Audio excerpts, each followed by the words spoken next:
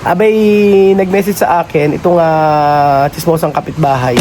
At doon sa isa, hindi naman siya. Sabi ba naman mga amigo ay makinig ka, sabi niya. O, makinig ka at alam mo, yung pamilyang kukunin mo ay magkakaroon ka ng problema. Magandang araw po sa inyong lahat mga amigo. Good morning, good morning, good morning, good morning! Ka-OA no? Magandang araw po sa inyong lahat. At for today's video mga kababayan ko, andito po tayo sa ating bonsai farm. Bonsai farm!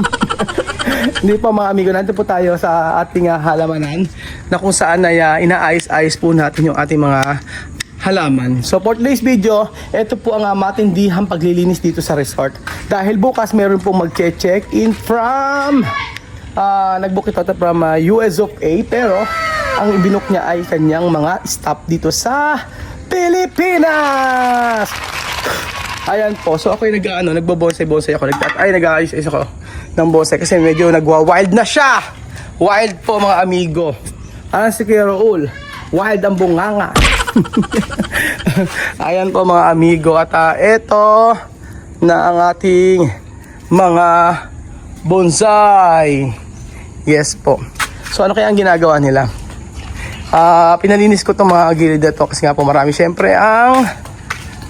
ang pinalinis ko to. Napakadaming damo. Oh. Sabi ko, kailangan makita ang mga huwag silang titigil hanggang natatapos to. Kasi nga po madamo na. Kaya nga gusto ko itong lagyan ng harang o ng bakod. Yes po. So, nandito ang lahat ng team para kasi pabilisan po. So, sa part na to, andyan. Asan yung mga tao rito? Bakit wala? Naglilinis po. So, andito si Chuchen. Chuchen, how are you? How are you? Fine. Axel. Axel, kumusta? Kumusta? Kamusta lang daw sabi nila. So andito ang ating mahal na may bahay na si Lenlen na kung saan ay naglilinis-linis. At ayan. At ito ang ating magandang mga isda. Wala namang isda rin. Ang laki. Ayan po. So ayan po si Mami. Nag-i-imagine na may isda kung saan naglilinis. Very very busy siya sa paglilinis. So work, lahat po tayo ay maglilinis mga amigo. So for the meantime, bibideo ko muna tayo. Bejun, nasa nilagay mo? Okay, tama yan. Very good ka yan, Kuya Bejun. Pero ito part na natin. Asan si Belinda? Belinda! Ano na naman problema mo? Nawawala. Pakitanggal ito. Labas mo ang bili. Lalabas yan. Yung pa isang amo ko, dami ko.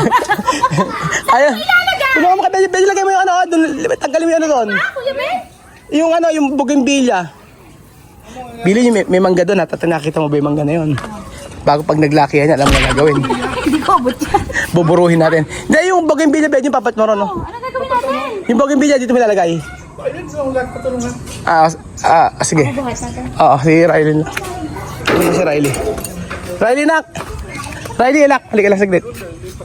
Saglit lang to. Abilis lang to, Riley. Sige na. Dito ipapatong. Oo. Hindi, ikaw na, kaya mo na yan. Riley, yung bougainvillea, ayun na may bulaklak. Lagay mo rito. Patong? Diyan lagi bougainvillea. Tapos ito, tatanggalin. So, ilagay ito doon. Oo, pagkapasin mo. Hindi na, huwag na ganyan tanggalin. Dito mo ilagay. Para may ayos mo na lang. Okay na. Kuya Ben, dito mo kayo ay harap. Linisin nyo ka. Harap. Saan? Dito. Pagkawila. Oo, ganyan. Pwede naman, di marunong maghalaman. Oo, basta Ikaw nga, puro padamo hindi nang pahalaman eh. Nangungutya ka pa. paano nga kasi yung aking katulong eh. Ano ko, ginano ko, may damo na naman. Yung kalatot niya. Ano? Dito, anak. May damo na. Dito, Kuya Riley. Dito, yan. Yan yung lagay. Ayan, lagay sa ibabaw. Ayan, okay na. Thank you. Sishe. Ayan, Riley, tanggalin nyo muna yun. Ayan, hugutin mo lang. Ayan. Pipoy, kasama ka. Oo naman. Ayan. Di kaya ni Riley. Sila na bahala magtanim. Tapos sa Ate Belinda, ito. Pakiayos mo nga ito. Dari din kasi. Yan ang mga balloons para maganda. Putulin nyo na yan, sirain nyo na yan. Alin? Isig mo na konti rito, pagtabihin mo yung halaman. Ayan. Sige, tagalin nyo na. Ano pa gawin? Yan. Isig mo dulo. Tapos yung isang pasubel, yun nilagay mo. Di ba may paso pa tayo sa kabila? Hindi, isig mo dito sa kabila. Dikit mo. Dikit mo, Kuya Bel, yun. Ayan. Meron pa tayong pabubuhat na halaman, mga amigo. Para naman na... Kaya ba, Riley? Kailangan ng halaman na iaasog natin dito. Para hindi... Biyakin na lang. So, syempre mga amigo, hindi kami magkamamayaw dahil marami po talagang gagawin ngayong araw. So, andito,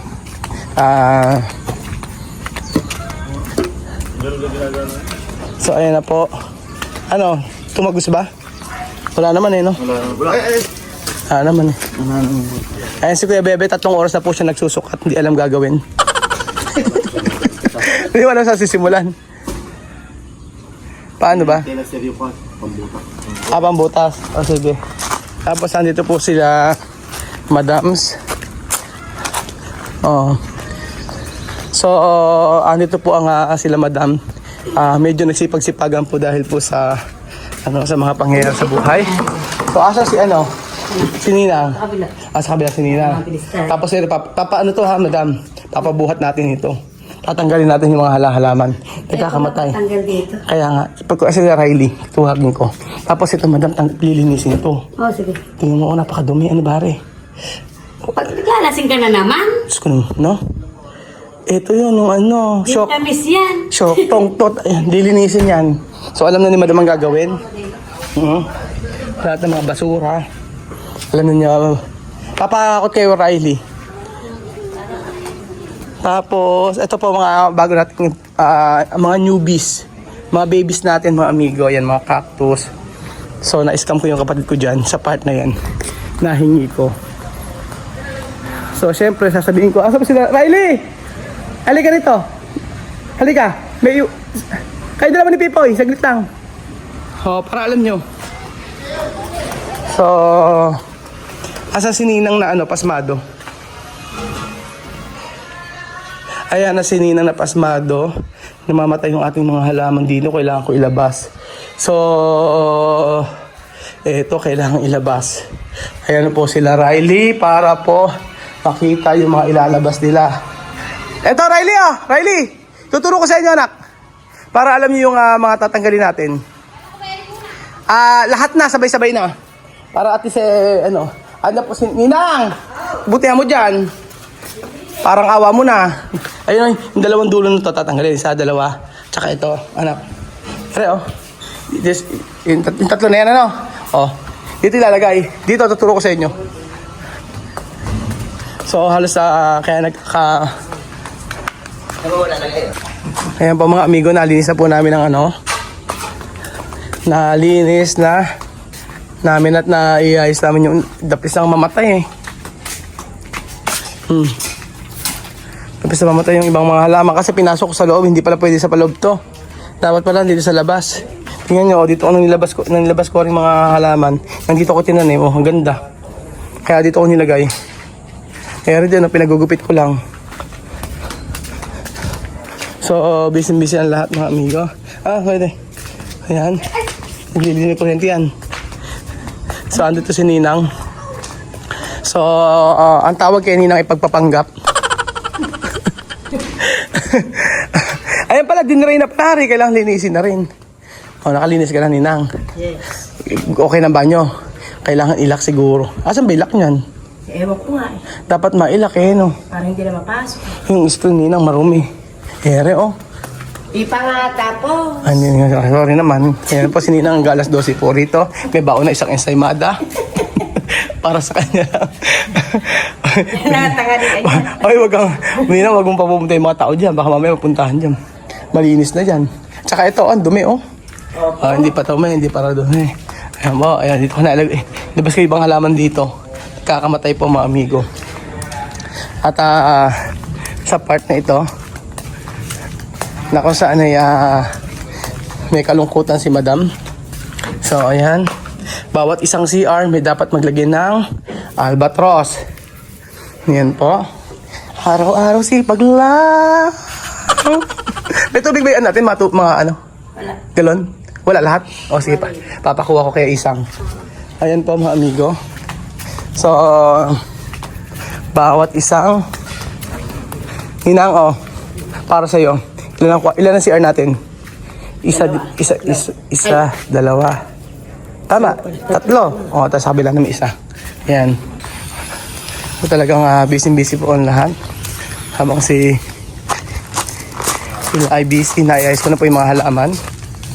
Riley, 30 minutes, kailangan matapos na yan. Dalihan mo na. Naray tayo. 30 minutes. Ang tala ko ikot ng ikot. Dapat wala every other day naglilinis dito. Mami Here. Albatros. Pakilagay isa. Bigyan na nga. Okay, camera. Pakibutas nga. Pakibutas mo nga. Tama pala, ayaw daw niya na istorbo itong gramo. Ikaw na maglagay sa kana. Kuntian mo lang butas. Ayan. Para maiyan natin. Albatros ka ba? Bakit? Di ba naka-ibot? Lagyan natin sa bibig Pero mo. gusto ko ng albatros na birds. Birds. Ay, okay na digo. Ano, may tawang camera eh. Ayan po mga amigo, malinis na po rito sa part na to. Na kung saan chinaga po ni Ate Linlin. Dapat daw every other day maglinis dito. Para daw po sa... Excuse me po, madam. Hindi. Mami, ayun nasa block na yun. Ayun nasa block. Carrots. Ha? Carrots? Ay, tatapo. So, kailangan ang albatros ay sa hindi ito. Ayan. At ngayon, hindi pa pala malinis dito. Ba? Oo, kailangan malinisin.